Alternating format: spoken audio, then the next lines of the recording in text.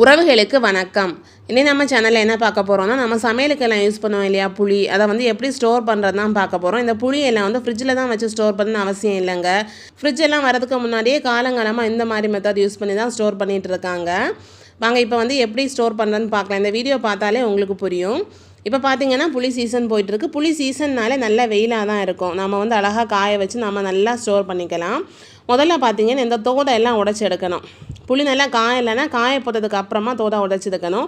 ஏன்னா உடைக்கும் போது கையில் ஒரு மாதிரி ஒட்டிகிட்டே இருக்கும். தோதெல்லாம் உடச்சதுக்கு அப்புறமா ஒரு நாள் இல்லைன்னா 2 நாள் வெயிலில் காய வைக்கணும். காய வச்சுட்டு குத்தலாம். புளி நல்லா காஞ்சாதான் குத்துறதுக்கு வரும். இது குத்துறது எதுக்குன்னு பார்த்தீங்கன்னா உள்ளே இருக்கிற விதையை வெளியே எடுக்கணும். புளி வந்து ஸ்டோர் பண்ணும்போது விதையை எடுத்து தான் வைக்கணும். உள்ளாடி சீது இருக்கக்கூடாது. இருந்தாச்சுன்னா புளி நாசம் ஆயிரும். ரொம்ப நாளத்தைக்கும் வச்சுருக்கணும்னா உள்ளாடி இருக்கிற விதை எடுக்கணும். இந்த மாதிரி புளி குத்தின்னு சொல்லிட்டு ஒன்று மார்க்கெட்டில் உண்டு, அதெல்லாம் அதை கிடைக்கும். என்கிட்ட இருந்த ஒன்று உடஞ்சிட்டு, இல்லைன்னா ஏதாவது நைஃபாக இந்த மாதிரி ஏதாவது உங்களுக்கு எது வசதியாக இருக்கோ அதை வச்சு குத்திக்கலாம். இது பார்த்திங்கன்னா எனக்கு லைட்டர் கூட வந்து இந்த ஒரு நைஃபு ஃப்ரீயாக கிடைக்கும் இல்லையா, அதே மாதிரி இது வந்து ஒரு பீலரும் இந்த மாதிரி ஒன்று கிடச்சிது. அதை வச்சு தான் நான் எடுத்துகிட்ருக்கேன். இதுவுமே ஈஸியாக தான் இருக்குது. இந்த மாதிரி யூஸ் பண்ணி நீங்கள் வந்து சீடெல்லாம் எடுத்துக்கலாம். எல்லாத்துலேயும் கவனமாக சீடெல்லாம் ரிமூவ் பண்ணிக்கணும். அடுத்த ஸ்டெப் பார்த்தீங்கன்னா இது வந்து மஸ்ட்டு கிடையாது. ஆனால் எங்கள் வீட்டில் நாங்கள் என்னென்னா இந்த புளி இது சைடில் இருக்கிற நார் மாதிரி இருக்கிறதெல்லாம் வாளின்னு சொல்லுவோம். இதெல்லாம் ரிமூவ் பண்ணிட்டு தான் வைப்போம். ரிமூவ் பண்ணுறதுனால என்ன அட்வான்டேஜ்னு பார்த்தீங்கன்னா, நம்ம மிக்சியில் எல்லாம் போட்டு அரைக்கும் போது அந்த புளி அப்படியே போட்டு அரைச்சிடலாம். ரிமூவ் பண்ணலைன்னா நம்ம வந்து இந்த புளி கரைசல் மாதிரி தண்ணியில் ஊற போட்டதுக்கு அப்புறமா தான் நம்ம வந்து யூஸ் பண்ண முடியும் சமையலுக்கு. இந்த நாரெல்லாம் எடுத்ததுக்கு அப்புறமா என்ன பண்ணணும்னு பார்த்தீங்கன்னா, மண்பானை இல்லைன்னா பரணி, அலுமினியம், ஸ்டீல் அந்த மாதிரி பாத்திரம், பிளாஸ்டிக் அதிலெல்லாம் வைக்கவே கூடாது.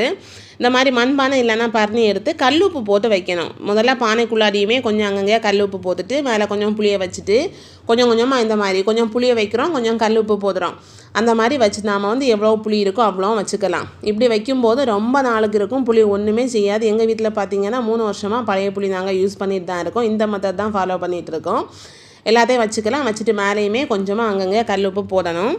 போட்டதுக்கப்புறமா இதை வந்து நல்லா க்ளோஸ் பண்ணி வைக்கணும். நம்ம வந்து பூச்சியெல்லாம் ஈஸியாக ஏறாத மாதிரி நல்லா க்ளோஸ் பண்ணி வைக்கணும். இந்த மாதிரி ஒரு துணி போட்டு இந்த மாதிரி கெட்டி வச்சாச்சுன்னா, நம்ம ஏதாவது லெட்டு வைக்கிறத விட மூடி கூட அணுங்கும் நீங்கும்னு சொல்லிட்டு பயம் இருக்கும் இல்லையா, இந்த மாதிரி துணி வச்சு கெட்டி வச்சாச்சுன்னா நமக்கு வந்து ஒன்றுமே ஆகாது. உள்ளாடி எறும்பு பூச்சி எதுவுமே ஏறாது. சூப்பராக இருக்கும்.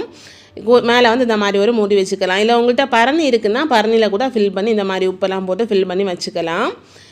இது பார்த்திங்கன்னா இந்த புளி பார்த்திங்கன்னா வந்து பழைய புளி தான். நாள் ஆக ஆக புளியோட கலர் சேஞ்ச் ஆகும். கருப்பு கலரில் இருக்கும். இதை வந்து சேர்த்து பார்த்திங்கன்னா தெரியும். புதிய புளிக்க கூட பார்த்திங்கன்னா நல்லா கருப்பாக இருக்குது.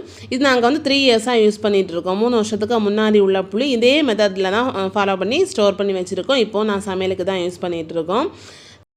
இனிமேல் புளி ஸ்டோர் பண்ணணும்னா ஃப்ரிட்ஜில் எல்லாம் வைக்கணும்னு அவசியம் இல்லை. இந்த மெத்தடை ஃபாலோ பண்ணுங்கள். வருஷத்துக்கும் இருக்கும், ஒன்றுமே ஆகாது. அவ்வளோதாங்க. இந்த வீடியோ பிடிச்சா லைக் பண்ணுங்கள். தேங்க்ஸ் ஃபார் வாட்சிங்.